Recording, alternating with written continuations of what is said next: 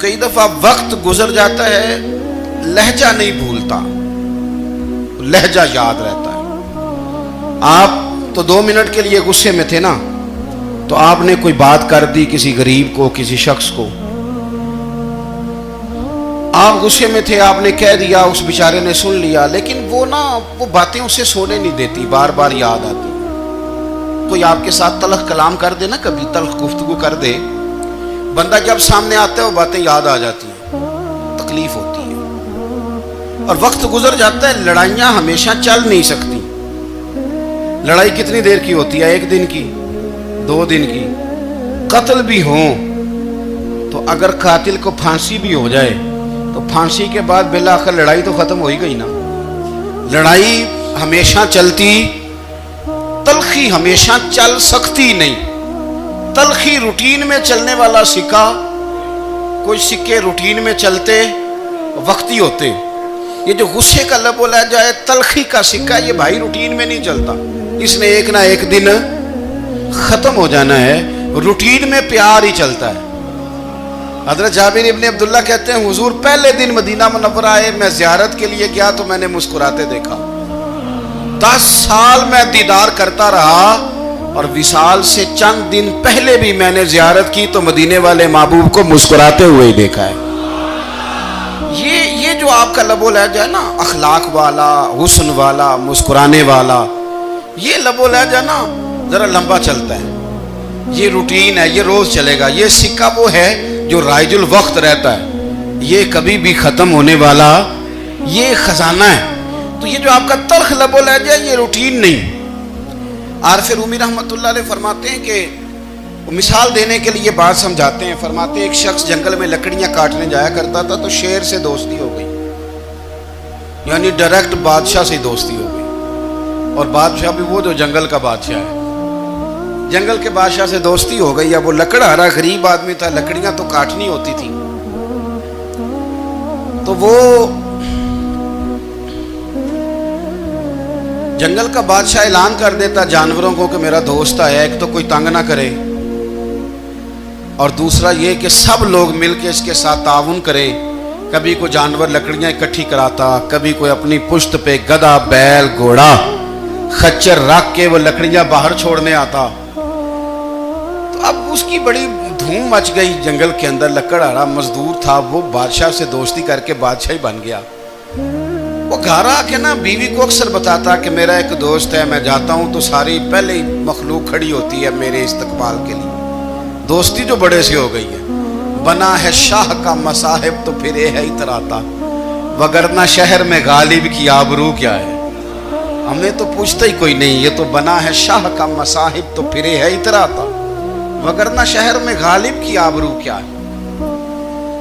تو وہ لوگوں کو بتاتا، بیوی کو بھی بتاتا دوست ہے، تو بیوی کہنے لگی اتنی تو تعریفیں کرتا، یہ نہیں بتایا کہ وہ جنگل کا شیر ہے، پر میرا دوست بتا دیا۔ بیوی کہنے لگ گئی کہ تو اتنا جو اس کا ذکر کرتا ہے تو کسی دن بلا نا، بلا کسی دن تاکہ اس کی دعوت کریں۔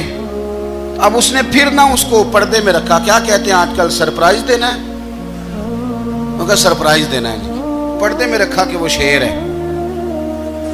تو وہ بلا لیا گھر۔ اب اس کے لیے کچا گوشت، ظاہر ہے شیر نے کچا گوشت دکھانا تھا۔ وہ کہنے لگی پکانا کس طرح کا ہے؟ وہ کہنے لگا جب وہ آئے گا پھر بتاؤں گا۔ اب وہ کچا گوشت 2-3 بکرے ذبح کر کے ڈال دیے، وہ آ گیا شیر۔ عارف رومی کہتے ہیں جب وہ آیا نا تو اس کی بیوی نے دیکھا تو اس نے ایک سخت جملہ کہہ دیا، کہنے لگی اوہو میں سمجھی تھی پتہ نہیں کون ہے، اس طرح کے درندے تیرے یار ہیں، کتے بلے دوست بنائے ہوئے ہیں، یہ کیا بات ہوئی؟ خیر وہ شیر نے سن لیا، گوشت کھایا، وہ چلا گیا۔ اگلے دن لکڑہارا لکڑیاں کاٹنے گیا تو شیر نے ملاقات کرتے ہی لکڑہارے سے کہا کہ یہ نا کلاڑی اٹھا اور میری پشت پہ نا ایک زخم کر دے۔ اس نے کہا نہیں میں یہ کام نہیں کرتا، تو میرا دوست ہے۔ اس نے کہا سن بھائی میں نے پیار سے کہا ہے تو مان جا، ورنہ میں ہوں شیر، میں نے تجھ سے منوا ہی لینا ہے، میں کوئی تکلیف دوں گا مناسب نہیں، تو کر۔ اس نے کلاڑی اٹھائی اور اس کی پشت پہ ایک زور سے زخم لگا دیا، خون بہنے لگا۔ اس نے کہا تُو نے آج کے بعد آنا ہے، لکڑیاں کاٹنی ہے، تجھے کوئی کچھ نہیں کہے گا، بس یہ ایک حکمت تھی جو میں نے کیا ہے۔ قصہ مختصر، وہ آتا رہا، لکڑیاں ملتی رہیں، خدمت بھی ہوتی رہی، 6-8 ماہ گزر گئے۔ ایک دن شیر اس سے کہنے لگا یہ میرے ذرا بال اٹھا کے دیکھ، وہ جو تو نے زخم لگایا تھا وہ کہاں پہ ہے؟ اس نے وہ بال اٹھا کے دیکھا تو زخم ملا ہی نہیں، کئی جگہ پہ ٹٹولا کا، یار یہاں تھا یہاں تھا یہاں تھا۔ شیر نے پھر کیا کمال ہی جملہ کہا، اس نے کہا کہ وہ جو کلاڑی کا زخم تو نے لگایا تھا نا وہ مکمل ہو گیا، لیکن تیری بیوی کا جو لہجہ تھا اور اس کی جو تلخی تھی وہ آج تک میرے ذہن میں موجود ہے، وہ ابھی بھی مجھے تکلیف دیتی ہے۔ بات سوچتا ہوں مجھے اس نے درندہ کہا، اس نے میرے بارے میں اتنے کچے اور کمزور اور سخت جملے کہے، تو وہ بات مجھے بھولتی، وہ آج بھی میرے ذہن میں اسی طرح گونجتی ہے۔ تلخ جملے جو اس نے کہے اور خوفناک جو انداز اس نے اختیار کیا، وہ بات مجھے کبھی بھی بھولتی۔ تو آپ کے لفظ لوگوں کو بھول جاتے ہیں پر لہجہ یاد رہتا ہے اگر ہم اپنے لہجے پر تھوڑی توجہ ہی کر لیں۔ کچھ لوگ کہتے ہیں جی میرا جی روٹین ہی یہ ہے بات کرنے کی، تو یہ یاد رکھنا کسی وقت ایسا بھی ہوتا ہے کہ شیر کو سوا شیر مل جاتا ہے، پھر ایسا نہ ہو کہ آپ کی تلخی کی جواب میں کوئی اس طرح کی تلخی ہو کہ پھر آپ اس کو کبھی بھلا نہ سکیں۔ ہمارے ہاں نا یہ دور تیزیاں دکھانے کا دور ہے، کچھ لوگ ضرورت سے زیادہ تیزی دکھانے کی کوشش کرتے ہیں، ان بیچاروں کا کبھی کبھی اتنا سخت نقصان ہوتا ہے کہ ان کو ان سے بھی کئی گنا تیز بندہ مل جاتا ہے، وہ کسی ایسی جگہ جا کے بیچارے الجھ جاتے ہیں جہاں سے واپسی کا راستہ نظر نہیں آتا۔ اس لیے نبی پاک صلی اللہ تعالی علیہ وسلم نے فرمایا کہ حسن اخلاق والا آدمی اپنے اخلاق کی بنیاد پر نفلی روزہ رکھنے والوں اور رات کو قیام کرنے والوں سے زیادہ فضیلت حاصل کر لیتا ہے، اس لیے کہ اس کا اخلاق، اس کا لب و لہجہ، اس کا انداز، اس کی گفتگو، وہ جو گفتگو اس کی ہوتی ہے وہ اتنی میٹھی ہوتی ہے کہ لوگوں کے دل نہیں ٹوٹتے، بلکہ بعض اوقات اس کی گفتگو کی وجہ سے جو غم زدہ آدمی ہوتا ہے اسے سکون مل جاتا ہے، اسے تسلی۔